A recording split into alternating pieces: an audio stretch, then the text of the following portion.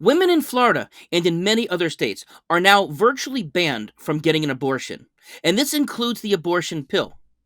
Now, this November, we have the opportunity to change this by voting on a constitutional amendment that will allow for reproductive health up until the age of fetal viability. And this is something that I'm very strongly in favor of. So let's talk about it. Hey everybody, it's Dr. David, a board certified pediatrician in Tampa, Florida.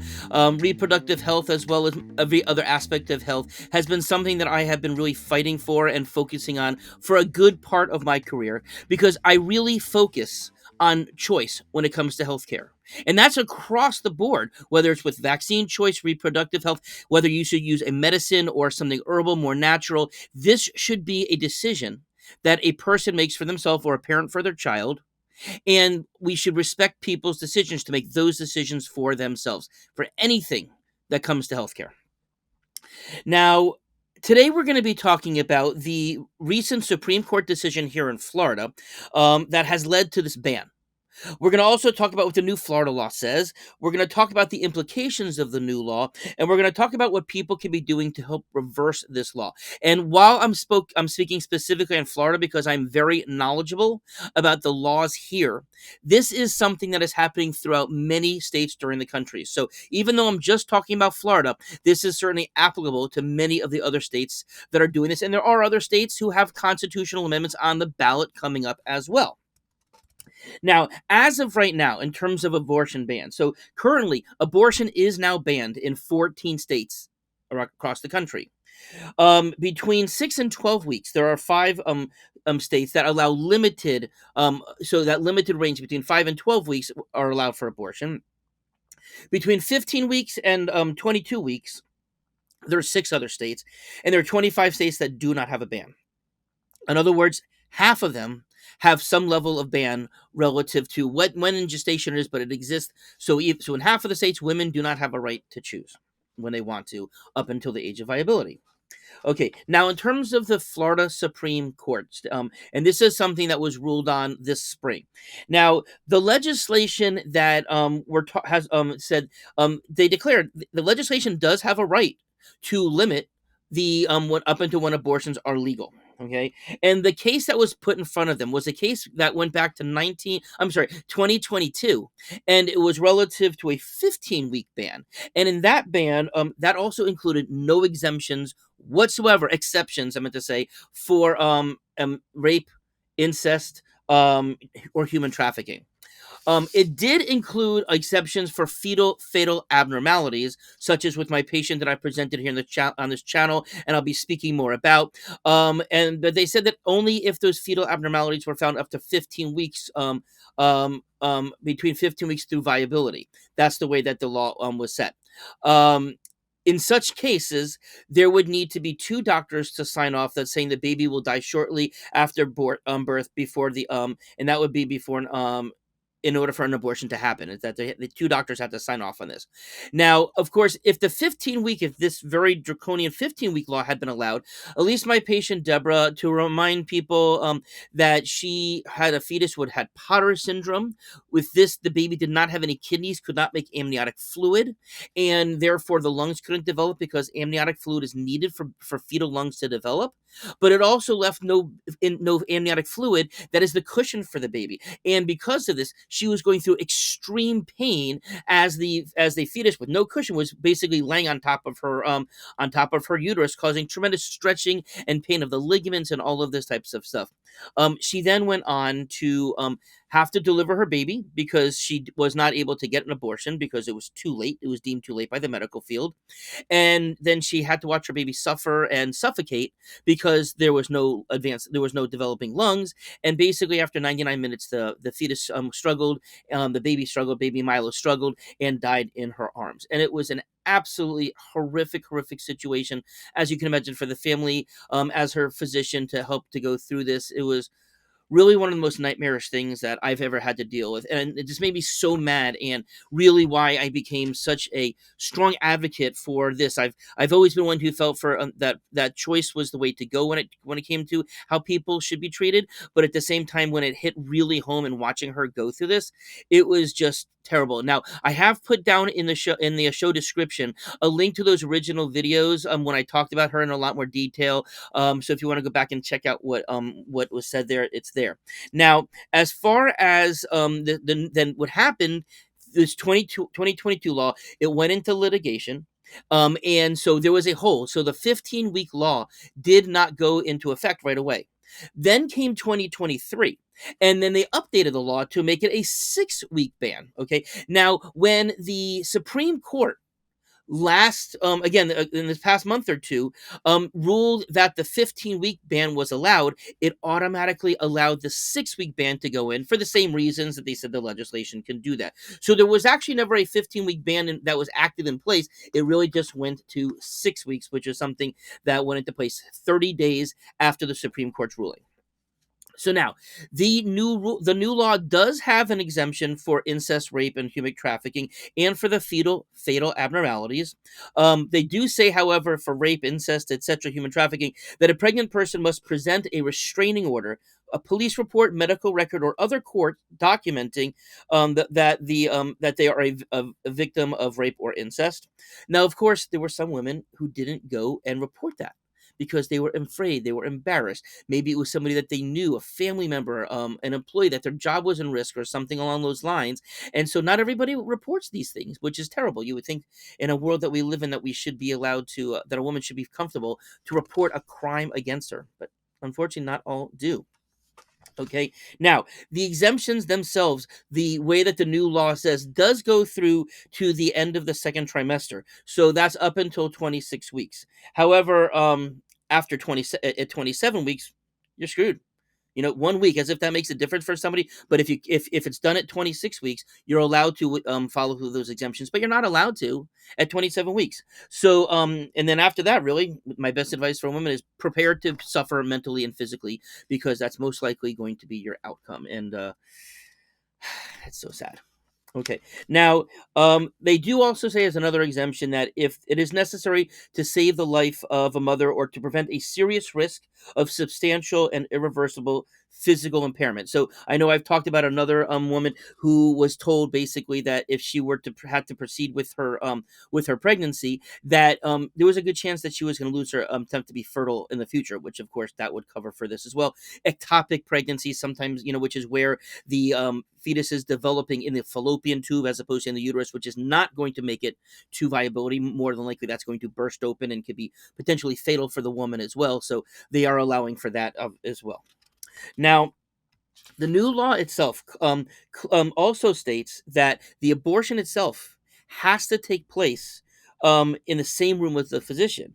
And that would prohibit women from being able to use the abortion pill. There's two pills that are taken 24 hours apart. It's done in their home, in the comfort of their home, where they can be there, as opposed to having to go to a clinic to get a pill, to pop a pill in front of somebody.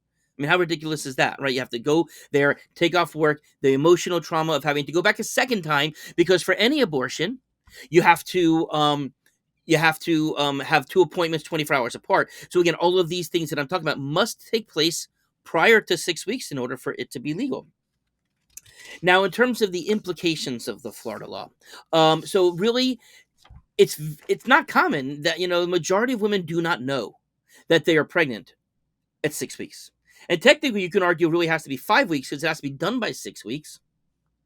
And so, by the time they realize that they confirm the pregnancy, get an appointment with the clinic, have those 2 days worth, it's very possible that even without 1 week, they can't get it done. Now, obviously, if a woman is cycling regularly every 4 weeks, that's going to give her a grand total of a week, maybe 10 days to recognize, hey, I skipped the pregnancy, I skipped my cycle, and that I may be pregnant, and then to go on and take that. But also, not all women are regular. Some women may have a period every 5 weeks. Some could be intermittent, that they could miss a month, etc. So it may not be abnormal for them to not have a period every 28 or every 30 days. And in those situations, by the time that they find out they're pregnant, it's probably going to be too late. So they're out of luck already there. Now, not only that, but even let's talk about adolescence. Okay, adolescence. If an adolescent girl finds out that she's pregnant, she may not tell her family right away. That could be embarrassing. She may get in trouble. She may receive the scorn of a family for her promiscuous behavior or whatever. And so a lot of times in those situations, so it's especially younger women who are more likely to not recognize or to report their pregnancy prior to 5 to 6 weeks. Now, in terms of the other impact for the law, as I said, so it's also recognized, the pill patches, the vaginal rings, there is a 7% failure. So even if a woman was taking the precautions to not get pregnant, there's still a chance that she may. And so again, it may not be the promiscuous person who was being irresponsible by not using protection, because she may have been using protection and it may have still happened. Okay. Now, this is not just impacting residents in Florida.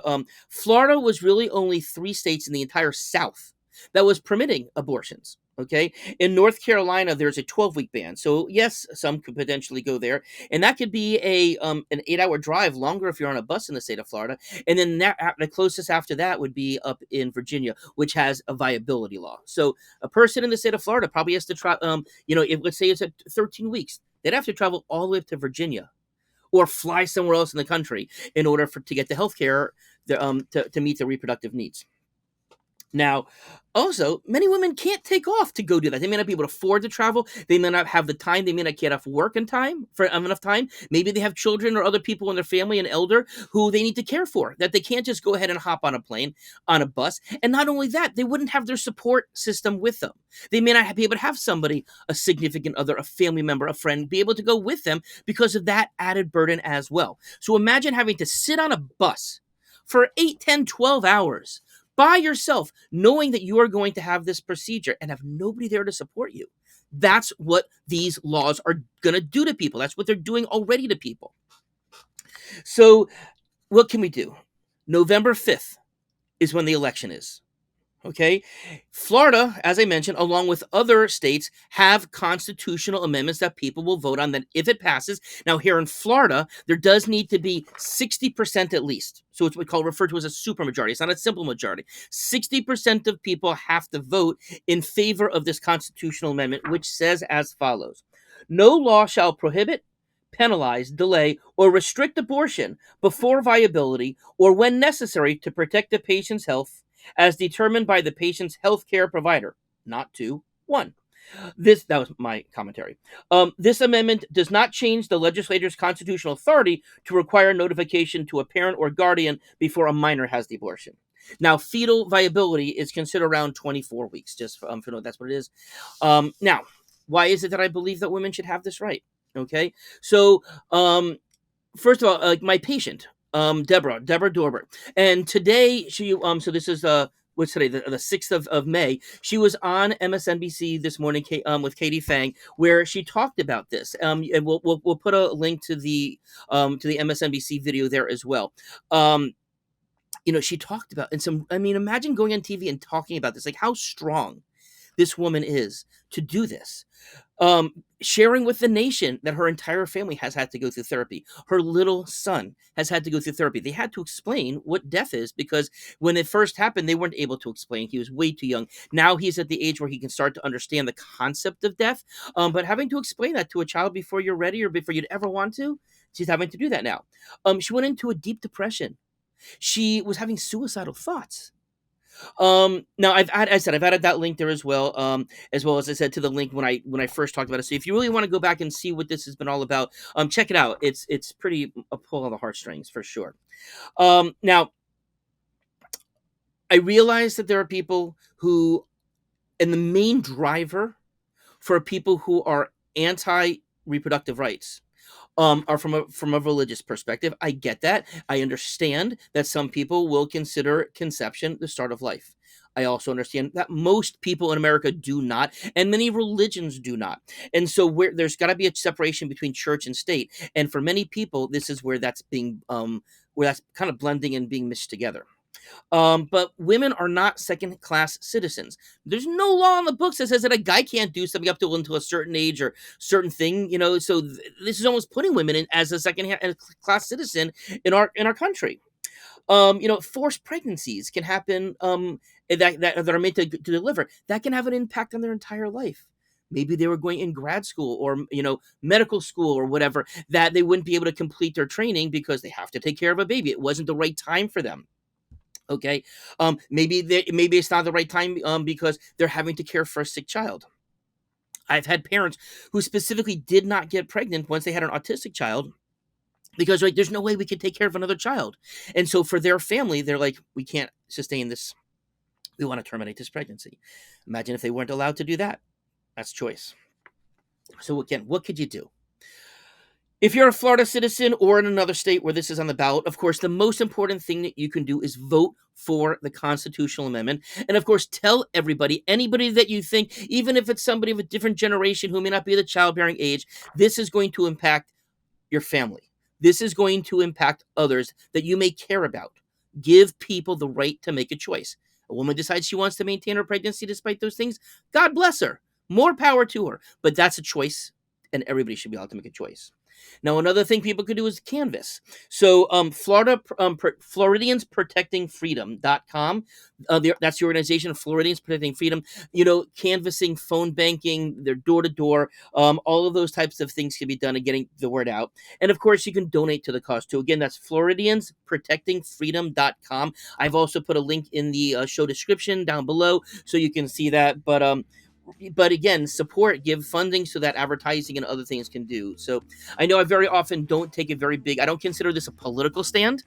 I consider this a policy position. And this is a policy that I'm really, really feeling needs to be changed. And I'll do anything that I can to help make that happen.